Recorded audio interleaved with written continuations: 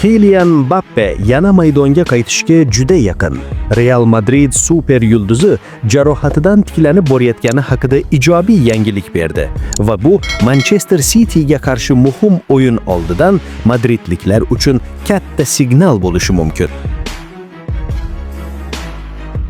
Bugun biz Real Madridning asosiy yulduzlaridan biri Kylian Mbappening jarohatidan tiklanishi va uning Manchester Cityga qarshi Chempionlar Ligasi o'yinida maydonga qaytish ehtimoli haqida gaplashamiz. Agar siz futbol yangiliklari va qiziqarli tahlillarni o'tkazib yubormoqchi bo'lmasangiz, videoga like bosishni va kanalga obuna bo'lishni unutmang. Fransiyalik hujumchi bir necha haftadan beri chap tizzasidagi jarohatdan tiklanish ustida ishlamoqda. Jarohat tufayli u Real Madridning bir qator muhim o'yinlarini o'tkazib yubordi.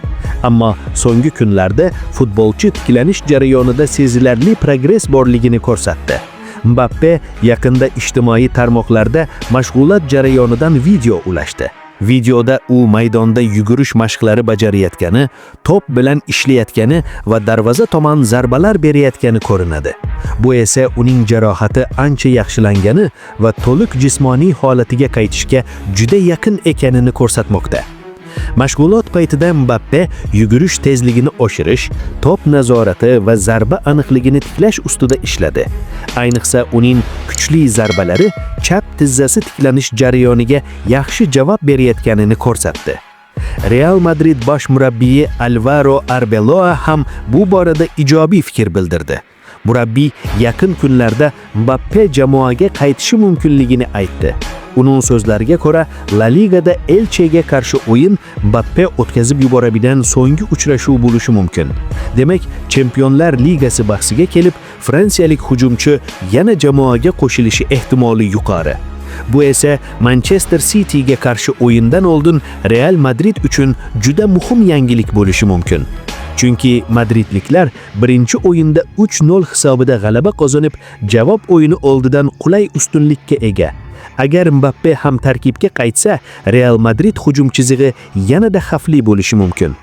Jarohat Mbappening mavsumdagi ritmini ancha buzdi. U bu yil Real Madridning ko'plab o'yinlarini o'tkazib yubordi va jamoaning 17 o'yinidan faqat 9 tasida maydonga tushdi.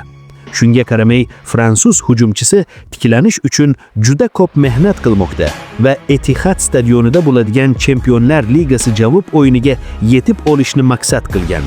Agar Mbappe shu o'yinda maydonga tushsa, bu Real Madrid uchun katta kuch bo'lishi mumkin. Sizningcha Mbappe Manchester Cityga qarshi o'yinda maydonga tushadimi? Va u Real Madridga yana yordam bera oladimi? Fikringizni kommentariyada yozib qoldiring.